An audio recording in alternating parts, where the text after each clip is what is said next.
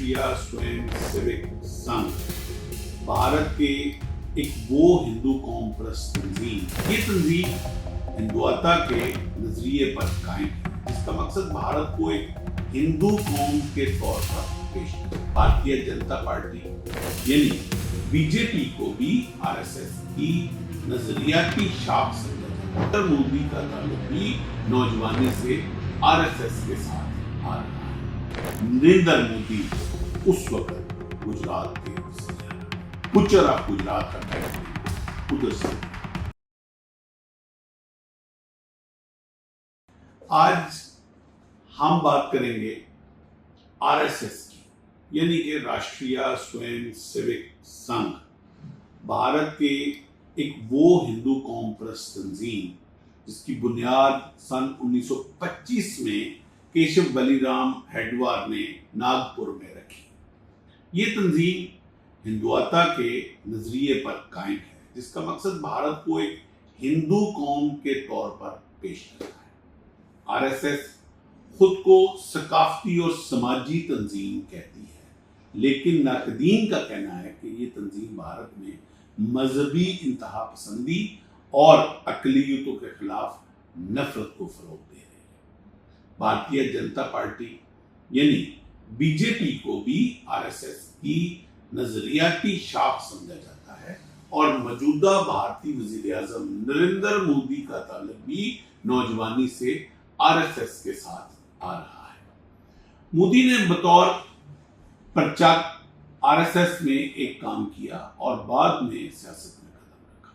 सन 2001 में कौन नहीं जानता कि नरेंद्र मोदी कहां था और कि गुजरात का जो वजीर आला बना, लेकिन इसकी वजारत आला का सबसे मुतनाज़ा वाक़या सन 2002 के गुजरात के मुस्लिम हिंदू फसादात थे। ये फसादात इस वक्त शुरू हुए जब गोधरा में एक ट्रेन में आग लगने से हिंदू यात्री हलाक हो गए। वो एक हादसा था।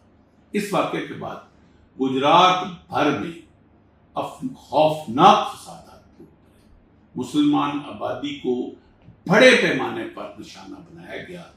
घरों, दुकानों, इबादत गाहों, मस्जिदों को इस तरह बेदर्दी के साथ जला दिया गया। सरकारी इदादोशुमार के मुताबिक तकरीबन 1000 अफराद मारे गए, जबकि इंसानी हकूक़ की कई तंजीमों का कहना है कि हलाकों की तादाद 2000 से भी ज्यादा थी और इनमें अक्सरियत क्या 100% मुसलमान थे। नरेंद्र मोदी उस वक्त गुजरात के वज़ीर आला थे। पुचर ऑफ गुजरात का टाइटल इनको उधर से मिला। इन पर इल्जाम लगाया गया कि इनकी हुकूमत फसादात को रोकने में नाकाम रही है। बरवक्त कार्रवाई भी नहीं की। ये इल्जाम नहीं था, ये वो एक हकीकत थी जो कि सारी दुनिया के सामने अब आ चुकी है। सुप्रीम कोर्ट की निगरानी में जो कायम स्पेशल इन्वेस्टिगेशन टीम यानी कि एसआईटी ने मोदी के खिलाफ बराह रास्त मुकदमा चलाने के लिए भी सिफारिशें की। इसके बावजूद गुजरात फसादात आज भी जदीद भारतीय तारीख का एक इंतहाई मतनाज़ा, हसास और काला टीका समझा जाता है। दुनिया भर में इंसानी हकूक़ की तंजीमें, सहाफ़ी और सियासी मुबस्सिरीन इस वाक़े पर तमाम खुलकर अपनी राय दे चुके हैं। भारत में इस वक्त हिंदुत्व नजरिए के तहत अक़लियतों, खुसूसन मुसलमानों, सिखों और दलितों के खिलाफ मज़ालम और इंसानी हकूक़ की पामालियाँ तेज़ी से बढ़ रही हैं। मुसलमानों के घरों और मसाजिद को निशाना बनाया जा रहा है। असम में हज़ारों मुसलमानों की बेदखली, कश्मीर में मावराए अदालत कत्ल, जैली एनकाउंटर्स, खवातीन के और शहरी आज़ादियों के खिलाफ खिलाफवर्जियों ने सूरत हाल को मजीद संगीन बना दिया। नफरत अंगेज तकरीर और इंतहा पसंदाना सोच अक़लियतों के खिलाफ तशद्दुद को हवा दे रही है, जबकि भारतीय हुकूमत पर बैरून मुल्क सिख रहनुमाओं के कत्ल में मुलव्वस होने के मुतअद्दिद शवाहिद भी आलमी सतह पर पेश किए जा चुके हैं। भारतीय फौज पर सियासी असरात बढ़ने के बायस इसे हुकूमती और बीजेपी के मफादात का आलाकार करार दिया जा रहा है, जबकि आरएसएस के बयानिए और हिंदुत्व सोच के फौजी क़यादत पर असरात بڑے نمایاں ہوتے جا رہے ہیں، جو کہ جن کے آپ پریکٹیکل ساری چیزیں نظر آ رہی ہیں۔ دوسری جانب پاکستان میں دہشت گردی اور بدامنی کے پیچھے بھارت کے کردار، افغان طالبان کے ساتھ روابط، فتنۃ الہندوستان اور فتنۃ الخوارج کی سرپرستی، مالی معاونت اور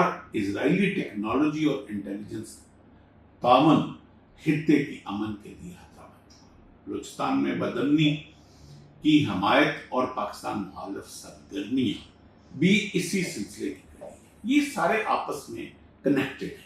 بھارت کی جانب سے پاکستان کے سول اور عسکری قیادت کے خلاف منفی پراپوگنڈا، پاکستان کے بڑھتے سفارتی کردار پر بے چینی اور نام نہاد آپریشن سندور کی ناکامی نے بھارت کو داخلی اور خارجی سطح پر تنقید اور سفارتی مشکلات سے دوچار بھی کر دیا ہے اور تنہا بھی کر دیا۔